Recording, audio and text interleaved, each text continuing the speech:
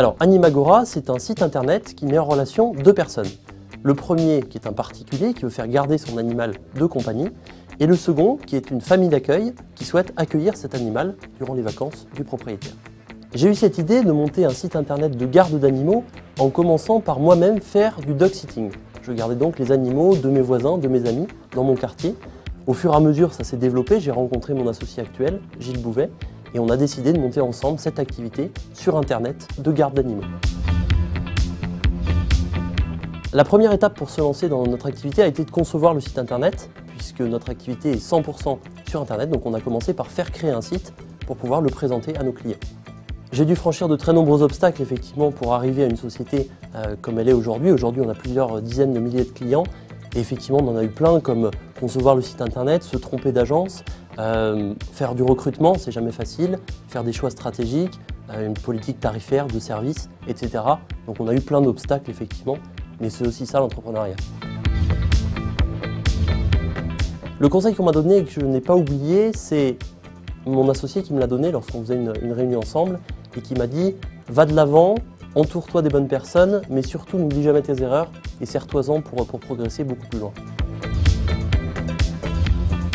D'abord, je dirais être réaliste vis-à-vis de son environnement économique, de son business, savoir se dire « Ok, j'ai une idée, la confronter à une réalité de marché et une fois qu'on l'a confrontée, effectivement, aller de l'avant. » Deuxième point important, je dirais que c'est savoir s'entourer, parce qu'une entreprise, c'est d'abord des humains, et c'est être capable de s'entourer des bonnes personnes pour pouvoir réussir et aller plus loin.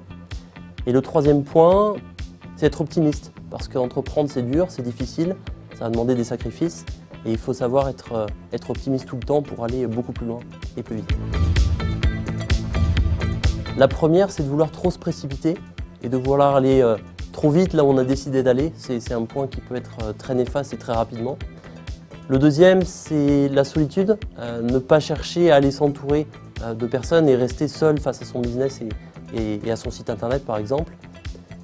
Et la troisième erreur, c'est mal gérer sa comptabilité ou ses finances, dépenser trop. C'est un point qui peut paraître peut-être anodin mais qui est très important si on veut pouvoir croître rapidement en réinvestissant ce qu'on peut gagner via l'activité.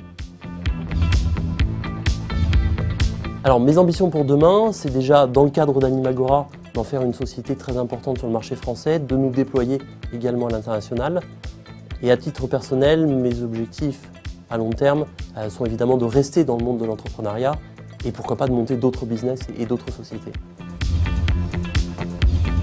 Participer dans un projet comme 100 jours me semblait extrêmement intéressant pour donner envie aux jeunes qui nous regardent, de se lancer dans l'entrepreneuriat parce que c'est une aventure qui est extraordinaire, qui apporte énormément et ça me semblait intéressant de donner ce que j'ai pu recevoir il y a quelques années pour donner envie de se lancer, tout simplement.